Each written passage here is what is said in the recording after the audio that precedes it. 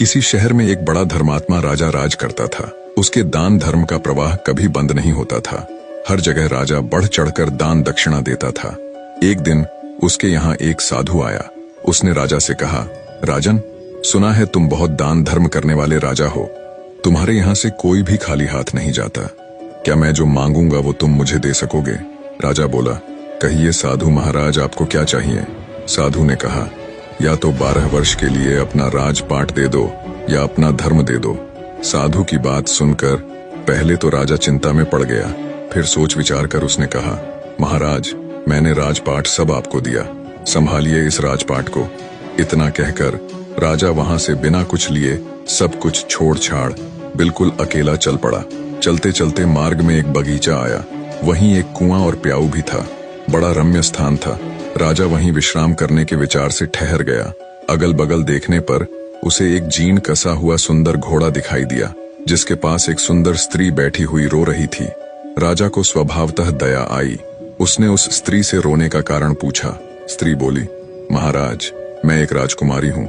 मेरे पिता और भ्राता सबको शत्रुओं ने मार डाला है।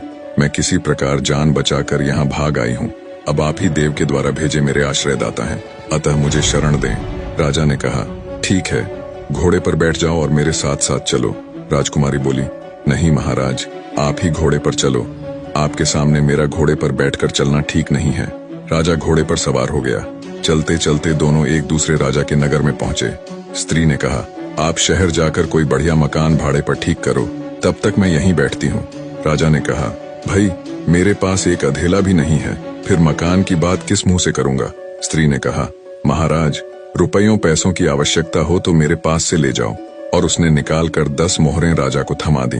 राजा भी मकान ठीक कर आया और राजकुमारी को लेकर उसी मकान में गया और उन्हें वहां छोड़कर बाहर से घोड़े और उस स्त्री के लिए भोजन सामग्री ले आया।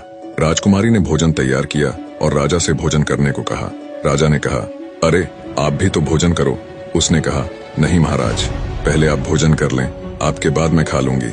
राजा ने भोजन किया, स्त्री ने भी किया। दूसरे दिन उस स्त्री ने कहा, राजन, आपको अधिक कष्ट होता है काम करने में, क्यों ना एक नौकर रख लो? राजा बोला, भाई, मेरे पास तो एक अधेला भी नहीं है और तुम मुझसे राजाओं की सी बात कर रही हो। स्त्री ने कहा, राजन, आप असमंजस में ना पड़िए। मैं औरत जात न हुई होती तो स्वयं इन कामों को कर लाती, आपको कहने भी नहीं जाती। रुपये पैसों की आपको जब भी आवश्यकता पड़े, आप हमसे निस्संकोच मांग लिया कीजिए। राजा गया और एक नौकर ले आया। कुछ दिनों के बाद उस स्त्री ने कहा, राजन, मन बहलाने के लिए कभी कभी यहाँ के राजा की कचहरी में चले जाया करो और वहाँ की कुछ बातें सुन लिया करो। अब राजा रोज कचहरी जाने लगा। उस नगर का राजा यह समझकर कि यह मेरे मंत्रियों में से किसी का संबंधी होगा, उससे कुछ न पूछता। इधर मंत्री लोग उसकी आकृति राजा के समान देखकर राज संबंधी जानकर कुछ न बोलते। कुछ दिन यूं ही बीत गए। एक दिन राजा और मंत्री वर्ग ने आपस में आखिर उस राजा के संबंध में बातचीत की। वह किसी का कोई संबंधी तो था ही नहीं।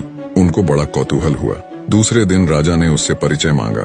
उसने अपनी सारी बात बता दी।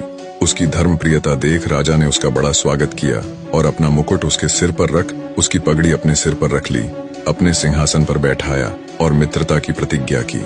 दूसरे दिन उसे फिर कचहरी में आने का निमंत्रण दिया। राजा ने सारी घटना उस स्त्री से कह सुनाई।